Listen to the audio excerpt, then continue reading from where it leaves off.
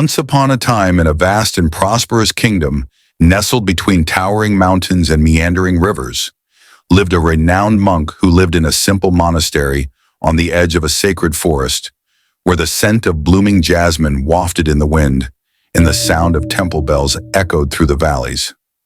Many years ago, the monk known as the Master had taken a vow of silence, and though he never spoke, his presence brought peace to those who visited him, who said that he could see into the hearts of men as clearly as they could see their own reflections in still waters.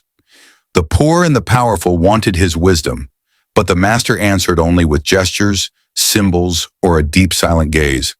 By contrast, far away from the monastery, there was an ambitious but distracted emperor who, although he commanded armies and built towering palaces, never rested on his laurels and was plagued by doubts, even about his own wisdom.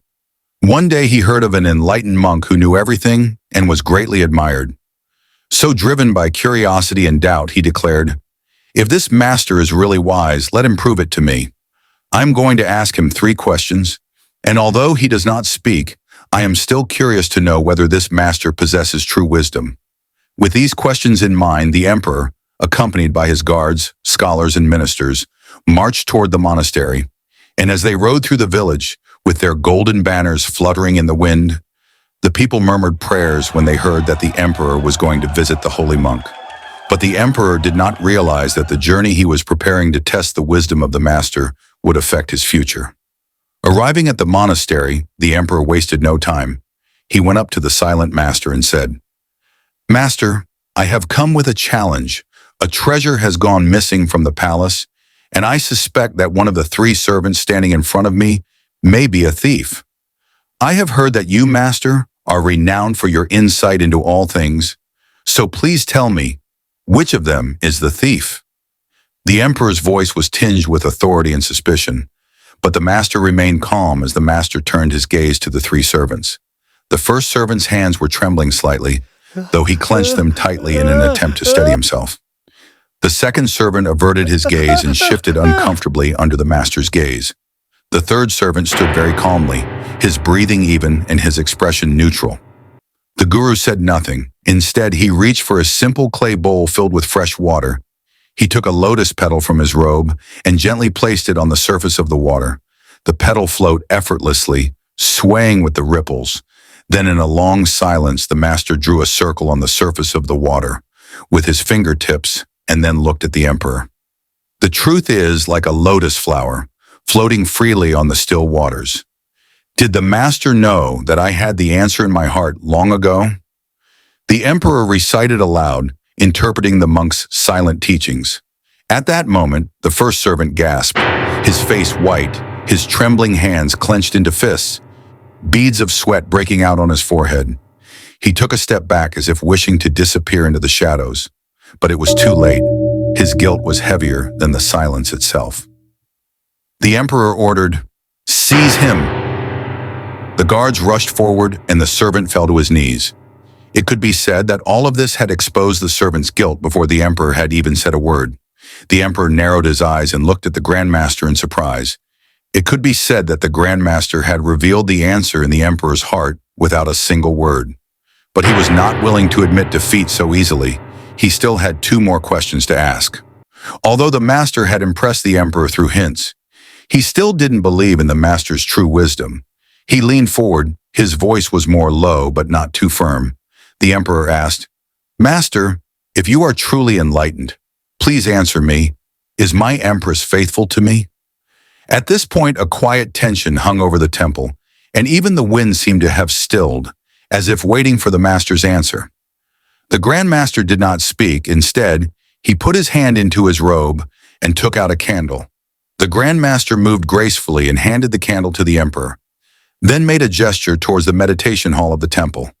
The Grand Master put his palms together and gave silent instructions. The emperor understood the master's intention, sighed, and stepped inside. The hall was spacious and silent. The fragrance of sandalwood lingered in the air. Golden statues of Buddha stood on both sides of the walls. Soft light illuminated the statue's peaceful face.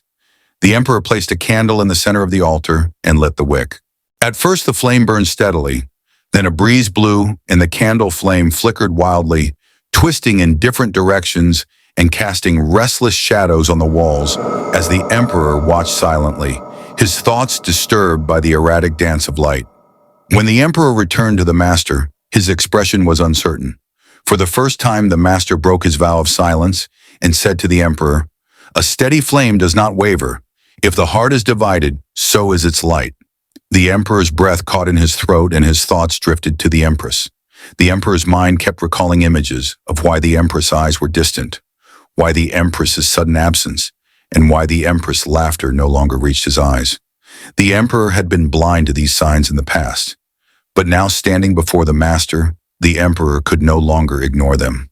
The master said, not by doubting and blaming the other, but by self-reflection. For the first time, the emperor felt the weight of wisdom pressing on his heart. However, he was not ready to accept defeat. He had one last question. Deeply disturbed by the master's previous answer, the emperor felt a heavy heart. He had come seeking proof of wisdom, but found himself confronted with disturbing truths. Taking a deep breath, the emperor spoke, his voice even lower than before. "Master, please tell me, am I truly a just and wise ruler?" For a moment, the master simply gazed at the emperor, his eyes calm and inscrutable, like the surface of a still lake. Then, without a word, the master lifted a clay teapot and began to pour tea into the porcelain cup in front of the emperor. The emperor watched as the cup overflowed, but the master did not stop, and the tea continued to flow, overflowing the rim and running down the table, dripping onto the floor. "Master!" The emperor cried out in shock. "The cup is full. It won't fit anymore." The master put down the teapot and locked eyes with the emperor.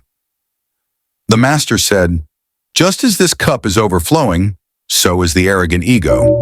When the teacup is full, the water can't get in, and when a heart is filled with pride, wisdom can't take root."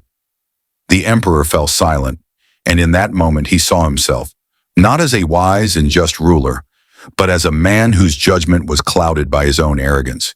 He always demanded answers from others, but he himself never emptied the cup to receive them. The emperor humbly bowed his head. "I understand now, master." The master smiled and said nothing more. The emperor sat in contemplation, his heart and mind absorbing the monk's wisdom like dry land drinking in the first rain. He had come to test the master, but it was he himself who was tested. For the first time in many years, the master broke his vow of silence. His voice was calm, steady, and full of truth. The mind speaks through action. To understand others, observe. To understand yourself, quiet your mind. The emperor felt as if a weight had been lifted from his mind. He had spent years seeking answers through power, control, and endless questioning. Yet the deepest truths had always been within him, waiting to be discovered in stillness. The emperor humbly bowed his head to the master. He confesses, "I have ruled the country with doubt and pride. But from this day on, I will lead the nation with wisdom and compassion."